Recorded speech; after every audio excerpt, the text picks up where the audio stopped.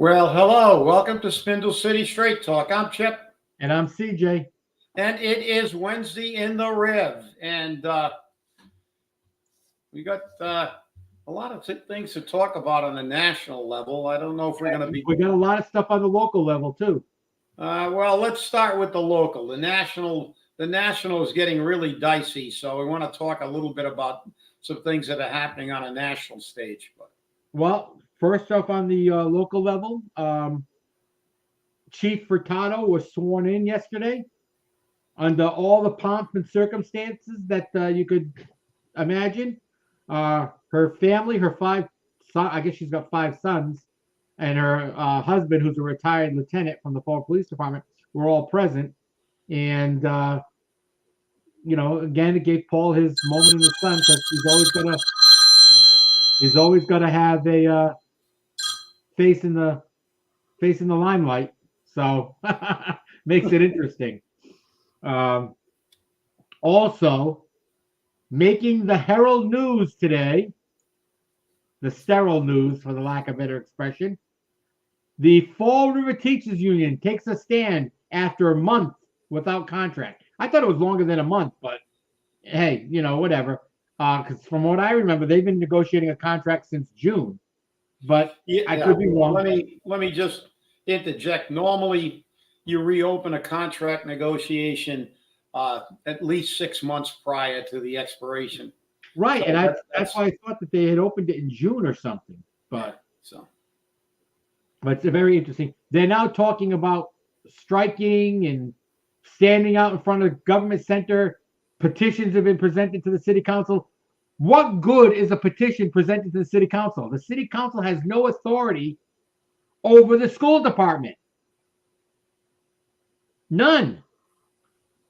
And they're demanding a fair contract. And I don't blame them for demanding a fair contract.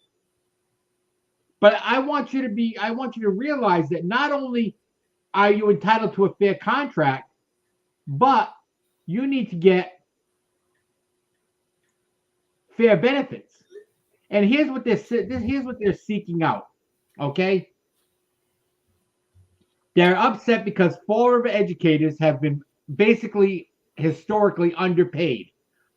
Now, there's 2,200 vacancies in the school department. And because of those vacancies, there are no, and there's like 1,200 want ads out there, and people are having a problem because your students, your children, are being herded into a cafeteria to sit there instead of having a teacher. And they're complaining because the teacher to student ratio right now is one educator for every 15 students. And district-wide, over 2,200 of the 10,000 students total are impacted, or nearly 20%. Teacherless students sit in the cafeteria instead of in a classroom with a teacher. Your children are being robbed. Your children are being robbed. And the mayor and the school committee are doing nothing about it. Well, they actually are. They're blocking the process. They're being, and this gets back to a real simple explanation, something that we've been talking about on this show for a very long time. This mayor has absolutely no sense of priorities. He doesn't have any consideration for the regular citizen of Fall River, because he doesn't care about the escalating rents that people in Fall River with an average median income of per capita income of $30,000 can afford. He doesn't care about affordable housing. He doesn't care about education. He's an educator that doesn't care. He makes sure that his reorganization gives everybody with ancillary jobs giant pay raises while the teachers remain behind. Our educational system has been failing for a very, very long time. And it's been failing because the emphasis is not on education. It's a giant employment agency for politicians. And this is the problem. The problem is the people who matter the most in our educational system, i.e. the teachers, have been left behind. They have fallen far behind other communities of our size. They have not been given the attention and resources they need to teach.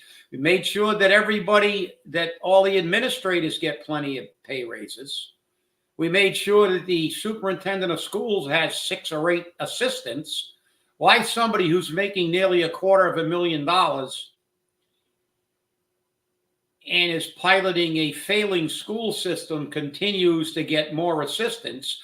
Apparently, as I've always been on record to say, if you want to pay a superintendent of schools $300,000 and get one that can run the school without 8 assistants, it costs more to have 6 or 8 assistant superintendents of schools. You and I both were in this school system when it was performing fairly well. And we had one assistant to the superintendent. They had the superintendent and one assistant. Look, the city is a catastrophe. It's mirroring the federal government, where we have total incompetence. It's just incompetence on every level. The teachers, unfortunately, are in a box. They don't have arbitration like fire and police does, where they're the only people that have a caveat to make, if you can declare an impasse, which is difficult to do, but you can. I went to it twice. That you can go into arbitration, and it's binding on the mayor to present to the appropriate body. They don't have that mechanism. So, basically they're up shit creek without a paddle. And they've got to do something drastic. And it's up to the people in the city. It's up to the parents of the students to say, listen, call him out. He had how many reorganizations? He had a reorganization in the school department for for something that had nothing to do with education, but some other maintenance thing. And he created 3 new supervisory positions and gave everybody a pay raise. Is this really showing a commitment to education? And the thing that really exacerbates this whole thing is shame on him. This guy spent 30 years in the educational system. And he was supposed to be a teacher. We know he wasn't a teacher. They gave him some euphemistic category, and he was babysitting people. And remember, he's done nothing. And then he became a vice principal and walked around with his hands in his pockets. But look, the reality is they don't care. They don't care right now. They're letting these teachers hang out to dry. And as you said, the most important and critical aspect of this is that who is suffering? The children. The children are not being educated. The children who are the victims of a failing system. But all his friends get paid. And with that, CJ, back to you. What really gets me is the fact that I remember the days of Jerry Fallon being president of the union. You remember those days as well. Oh, and very well. He took the bull by the horns and kicked it right in the nuts and said, "The hell with you, we're going on strike." And they did. And they went on strike. And I know that you can't go on strike. You can't strike. It's like police and fire. They can't strike. But if you're not going to give the teachers union the same rights and privileges that the police and fire unions have, like arbitration, then they should be able to strike. They should be able to strike.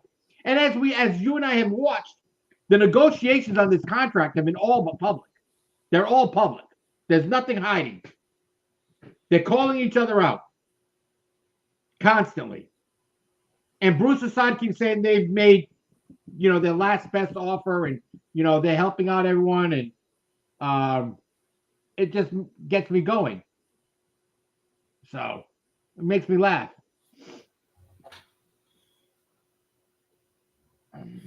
Yeah. Affordable housing, major new report. What's it? That handling regarding. Yeah, well, we all know that. Listen, Yeah, we already know that. He's gone on record numerous times saying that his boss Kenny has said we're not interested in affordable housing in this city, and but they throw a few platitudes out. Oh yeah, every once in a while when he gets pressed, we've done enough. I like that buzz thing. We've done enough. Because as I said, they don't know the difference between public housing, workforce housing, and affordable housing. And all three are different. But the school system, around a school system, it's a travesty that the teachers are being, and you said, I was working on the fire department. I was a chief when they struck. And we went through a few alarms when they were picketing schools, and I left, unless there was a visible fire, it was going to be a routine check. I left everybody out on the street because I didn't want them to cross a picket line. And I went in the building and checked it myself and cleared it. And I didn't even want to cross it, but I had to because we have a public safety issue there. I have to check a building. If an alarm's going off, we have to check the building. But these people, and Billy Kaler too. Billy Kaler was a very aggressive president of the teachers union. But that's the problem. The problem is that they're put in a box now. They've fallen so far behind. You 2,200 vacancies. That's absurd, isn't it? I mean, that's nuts. I mean, I know there was last time I checked, there were 900 teachers of that 2,200. We have a lot of ancillary support people. Yeah, but that's not just teachers. That's paraprofessionals. Yeah, that's what I'm saying. The ancillary kind of support people. But it's still, look, let's get to the bottom line. The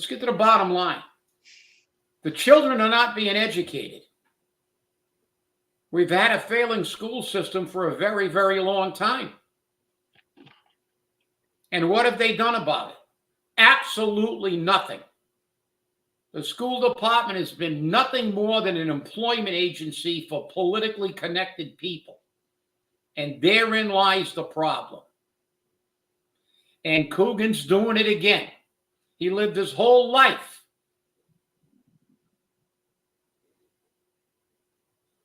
being a politician. He got the job through politics. There's no test for that job. You get hired. He made vice principal. He got hired. Couldn't make principal, though. But this is what he does to his own. It shows a total lack of integrity and character on his part. He was one of these people once. He always likes to talk about, I know all the kids and high-fiving the kids in the hallway. That doesn't give somebody an education. We need to educate our children. That is incumbent on this community. We need to protect them. We need public safety, and we need to educate our children. Those are the two most important things you can do in a community. And our mayor has been a dismal failure at everything. And the sad part about it is, and we've gone over the numbers several times on this show, so it's not like we haven't spoken about it. The school has been progressively failing. Yet Paul and his minions can say, oh, we're doing so well. We're doing so well. We got a 53% in language. 53%? That's good? And English language arts? Come on, that's good. Give me a break. Give me a break. We're doing so well in science and math. We're doing so well that we can't even get our kids into college without going into rudimentary courses again. Yeah. Basic English and basic math. You want to check that out? Go over to BCC. Find out how many kids are taking basic English and basic math again, because they don't have a foundation. They don't have a foundation. It's a travesty. It's tragic, because as you said, this is what the wokies do when they get in trouble. They change the rules. Now what they want to do is they drop the passing score from 70 to 60 or 55, Right. or they drop an entrance exam from 70 to 35, like they did once with the fire departments in the state, because they couldn't get minority hires, couldn't get a 70, so they dropped it to 35 and then gave them preferential hiring, which caused a mess in this state, a lot of animosity. But look what they've done now. Now they've got that ballot question about giving them diplomas if they can't pass the MCAS. So this is like Baltimore. Remember what they did in Baltimore? Well, Nelson's, yeah, well, they're not going to talk about it, because you know what they'll probably say? Well, we're doing better than Baltimore, because it's true. I know. It's true. We read it on this this show. Baltimore school system did a study on high school students. Yeah. And they had actually 14 people graduating from high school that were reading at the 3rd grade level, about another 20 that were reading at the 4th grade level. The majority of the graduates couldn't read above an 8th grade level, and they were graduating them. Why did they graduate them? Well, they lowered the standard. They'll say, oh, we're going to graduate them anyway. And when they were asked, how can you graduate someone who's a functional illiterate? That's what they are. They're functional illiterates. They're reading at below a high school level, and you know what they're woke. They gave us some fancy title like dean of people who can't be educated or weren't educated. She said, well, we don't want to hurt their feelings and not give them a diploma. Well, you're not hurting their feelings. You're ruining their life. That's right. Now you're going to get out of there, and what are you going to get? What kind of job are you going to get when you can barely write your name and you're reading at a 3rd or 4th grade level? You're going to get, I can tell you the job they're going to get. They're not going to be a dishwasher. They're going to end up being a pimp or a drug dealer. So there you go. This is what you're doing in Baltimore. So Fall River's going to say, Nelson, they're going to say, well, we're doing better than Baltimore. The school committee never talks about the educational attainment in this city, because they want to hide the fact that they're all sitting on their hands.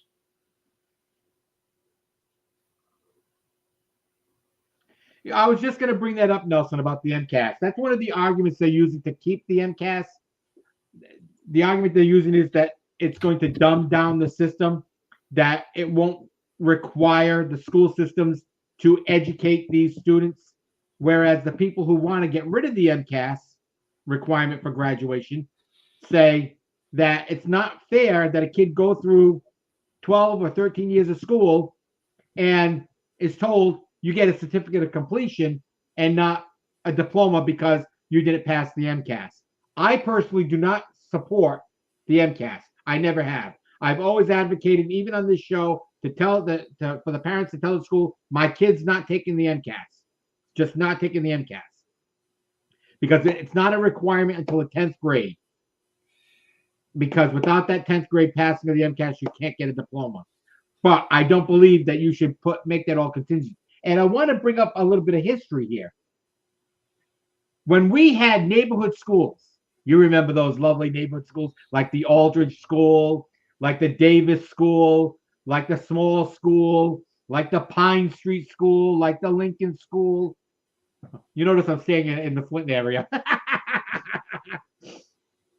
We had a highly functioning school system with a mass of people who were not English speakers first, like they were Portuguese. And we had a lot of Portuguese people.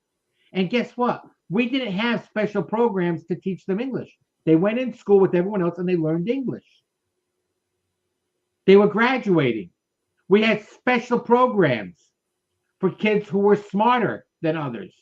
Not to ostracize the people who weren't as smart, but to build up the skills that these people already had. And I thought that was important.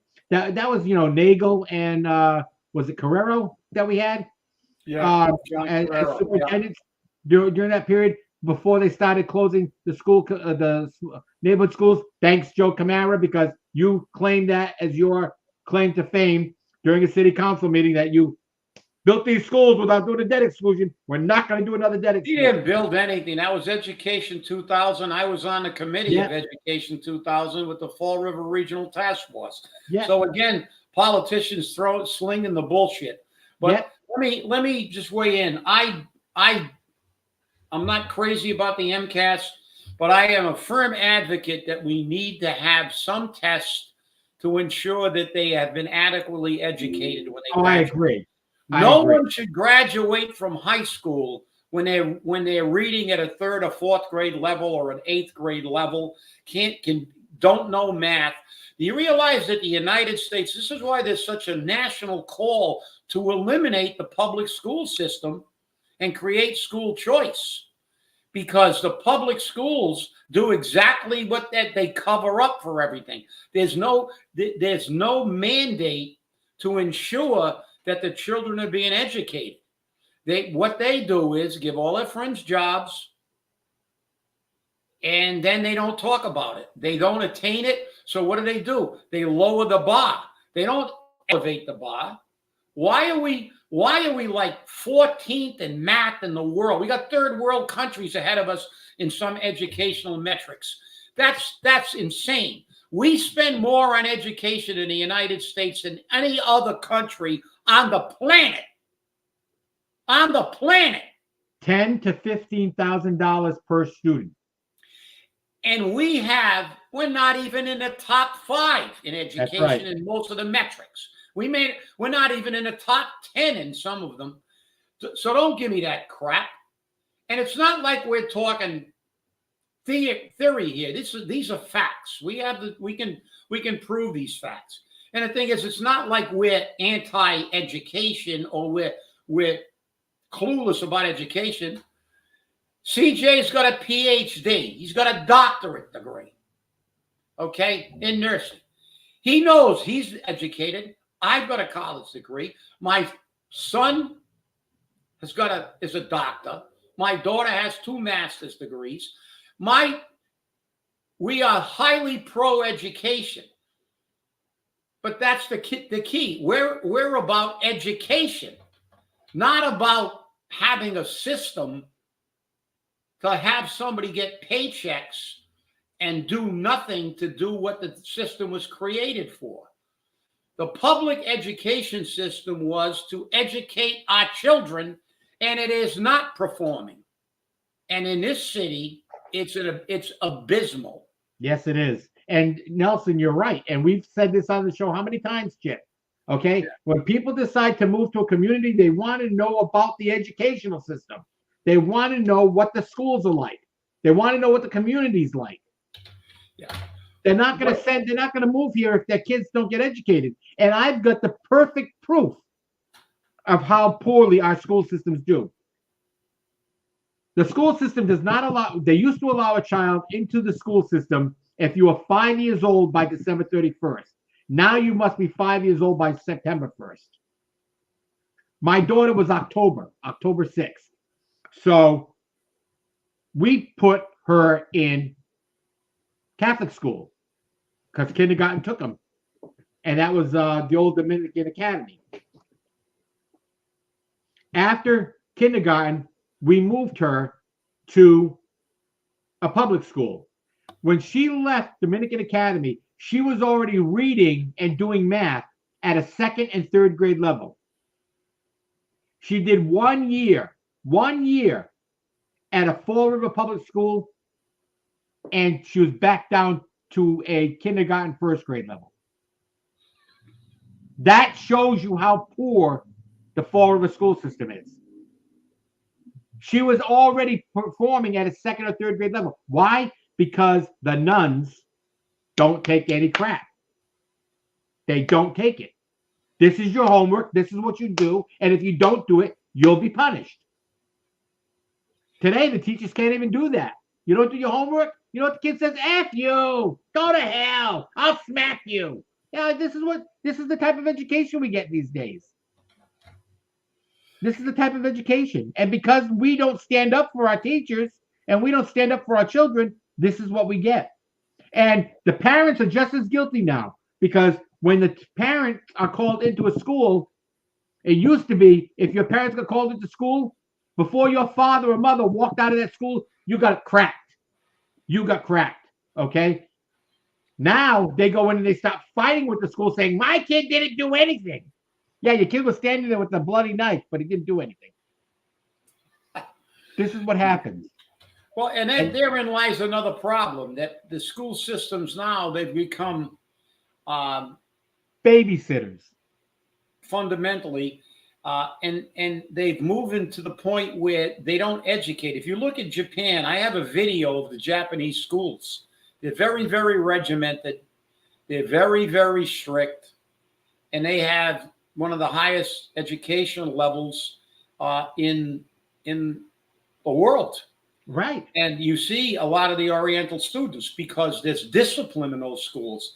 See, we've become basically, this is like a social worker environment. We don't want to hurt their feelings, and they're there to be educated. They need discipline.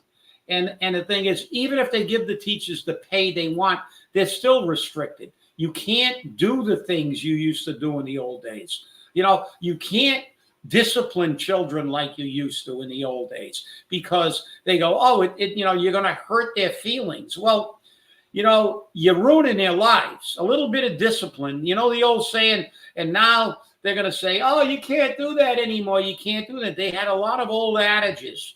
Spare the rod, spoil the child.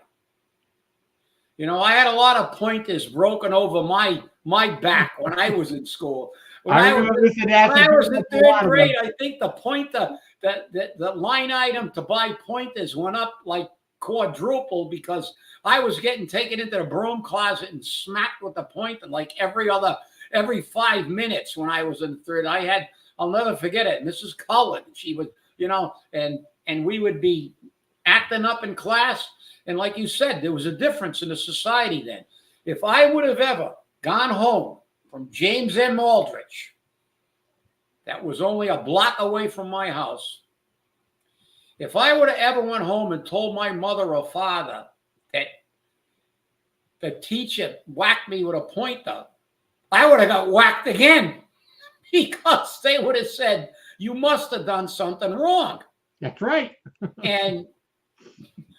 But this is the problem. Now we want to eliminate any metric to make sure that they're actually being educated. That's their answer to this problem. Eliminate accountability.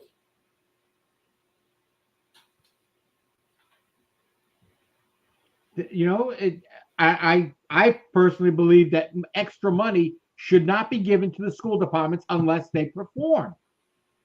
Yeah, but I think there has to be something to prove that these kids are actually being educated. We used to have standard tests when I went to school. We have to have a standardized test. Yeah. And I know a lot of people complain about the MCAS not being fair, and then they came up with the rationale of, oh, well,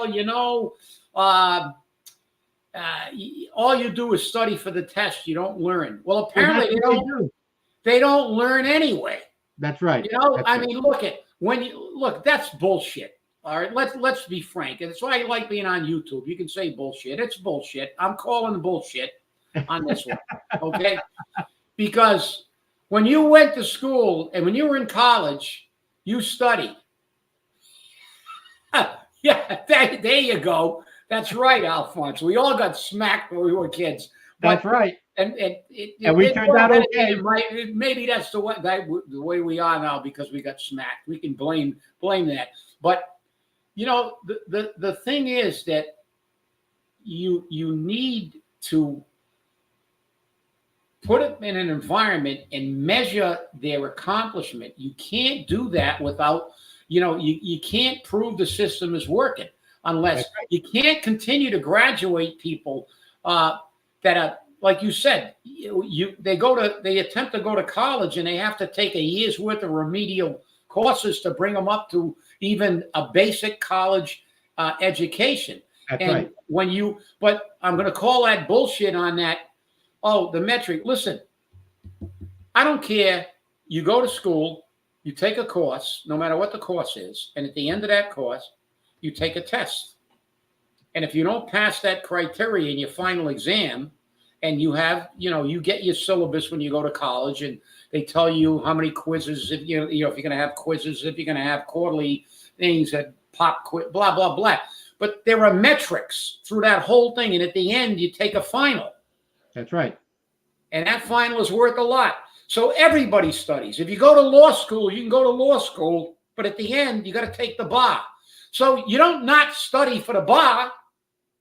This bullshit about, oh, they just study for the test. Of course they're studying for the test. The test is the measure of the fact that they've learned enough to be given whatever it is, whether it's a law degree or a medical degree or any other thing you study for. That is bullshit, okay?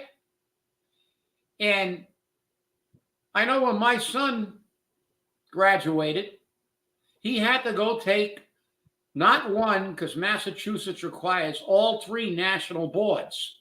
Yep. Like nursing though. You have to take the national boards in anatomy and physiology and all the other stuff you got to take when you're in a medical field.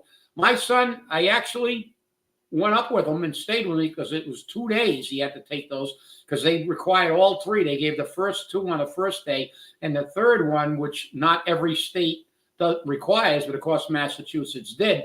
But I went to upstate New York. He took it up in Ithaca, and they were given the test for the national boards. But he had to study. He went to school for basically 6 years. They didn't say, okay, you went to school for 6 years. You don't have to take a test to show that you can actually do what you can be a nurse or a doctor. You still have to prove it. That's right. So this is horse shit about, oh yeah, the MCAS, this is unfair. They only study for a test. You always study for a test. Life is a test. That's it. If you're not prepared for life, you're going to fail that test. And where do you prepare for life? In your home and in your schools. That's it. Well, to move on to crime in Fall River, I think it's important. This morning, the Fall River Police Department responded to an incident in the 400 block of Dickinson Street. You must know where that is, Chip. Yeah, it's right in Dickinson and New Hall. That's down near the cemetery. That's right. The department told NBC that the officers responded to the 400 block of a possible stabbing or shooting. Hey, guess what? I'm stabbing or shooting. Officers found 2 injured individuals that were transported to local trauma centers, St. Luke's, according to the department. Police say an adult male suffered non-life-threatening injuries and an adult female suffered significant injuries. Police did not release any additional information, and they say that the department called it a fluid investigation. Fluid. Well, I know one thing. Tim Waltz wasn't involved because he couldn't even load his shotgun. I'll bet when they do some further investigation, I'll bet this comes back as a domestic. How much you want to put money on it? Well, come back as a domestic. This is the problem. Most of the time, like you say, people kind of when they talk about police, they go, a lot of stuff is, but they think that's why when I laughed when I wanted to send a social worker into those environments. You know how many attempted murders and stuff, and people getting shot in domestics when they deteriorate. A social worker will get shot in the middle of the thing, and exactly. the fact is that it's crazy when you look at these things. And the other thing is traffic stops. They think like traffic stops are really easy. Well, they're not. You know how many police officers have been killed and injured when they stop a felon? They don't know that's a felon.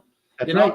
And the thing is that this is the thing about it, and it's to get back to a point you made before. And Nelson made, I think, too. When people move to a city, they want people to move to Fall River. The first thing people who are fairly affluent and can move look at when they move to a community. If they have children, they look at the educational system. And the thing they all look at is the crime. It is a safe city. Fall River fails in both of those areas. Our educational system is under, the last time I checked, we were 336 out of 351 cities and towns in Massachusetts.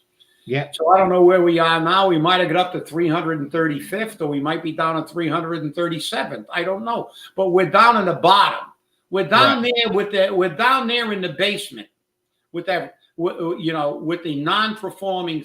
So who's going to move from an affluent area in Boston down here to live, who has children, and they go, I got to send my kid to a private school. And then this place is rated in the top 5 in crime. So this is delusionary thinking, and they love to engage in delusionary thinking. They like to change history and pretend this stuff doesn't exist. But the reality is, do you think that if I had the kind of money that some of these people have, that I would move to a place that had high crime and poor education? You're batshit crazy. Sorry. I agree. Well, you wanted to get onto the federal issue, so let's go there. Well, we all saw Tim Walz trying to name that load a shotgun. He didn't even know where it was. Didn't even know. That's right. I mean, it was horrifying. But did you see the interview? Kamala didn't show up to the interview about the economy and the Bloomberg economist. He ripped him a new one. I'll tell you.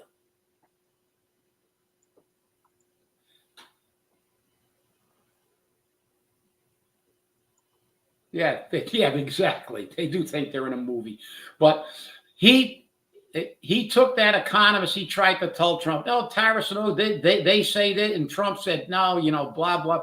He just shot him down. I mean, he took him to task. And that's the thing. These people, they still haven't figured out that they're wrecking. You can't keep printing money. Somebody should give them a history book. They love to call Trump a Nazi or a fascist. But somebody should actually read about Nazis and fascists. How did Hitler rise to power, dumbos? How did he get there? Germany was in a massive depression. Used to have to go to the market with a wheelbarrow full of Deutschmarks to buy a loaf of bread. The country was in an economic disaster. It was chaos. Hitler rose to power because he said he'd fix it. This country is in a mess. These pinheads that we have in charge of the government still haven't figured out you can't just keep printing money.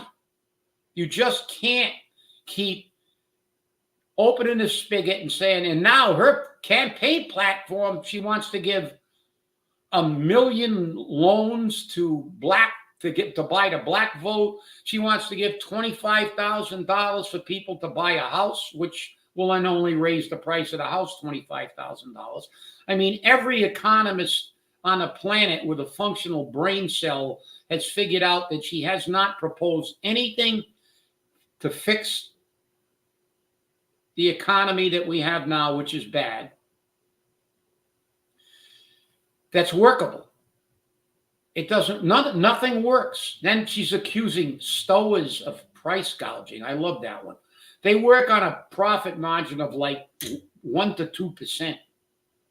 Nobody's gouging. You created these increases in costs. You're the ones who increase the gas. They have to truck produce in and goods in. You raise the prices on everything. Buildings. I mean, now you buy one 2x4, you could have built a room with the amount you pay for a couple of 2x4s. They're not even using plywood when they frame houses anymore. They're using wafer board. Cheap crap. And they're charging you 4 times more for the house. these people are they're insane. They don't care because they can build any kind of house they want. They're all millionaires and billionaires. They don't care about the common man. This is why on November 5th, you got to get out there and take out your ire on these people and then warm up for the following election when we can dump the majority of people that are involved in our city government. It'll make for an interesting time, that's for sure.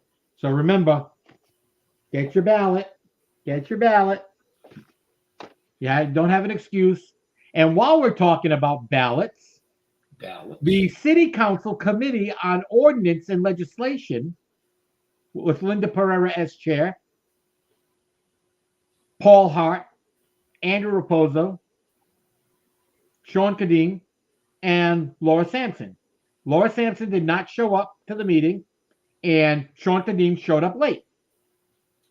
Which is kind of the practice of him now. I don't know what it is. If he doesn't have the time to make the meetings, he shouldn't be a city councilor anymore. He should just stop. I mean, it's not like he's getting anything for it. But they voted 3-1. Andrew Raposa voted in the negative on making Ryan Lyons' position a contract position. Payoff. Can you say payoff? Payoff. This contract position is because, according to Seth Akins, the job requires more now. There's more rules, there's more laws, there's more changes, and there's a lot of things that have to be done. That's why we got to make it a contract position. And he also has 7 times the amount of people working for him. He's doing less work than he and they're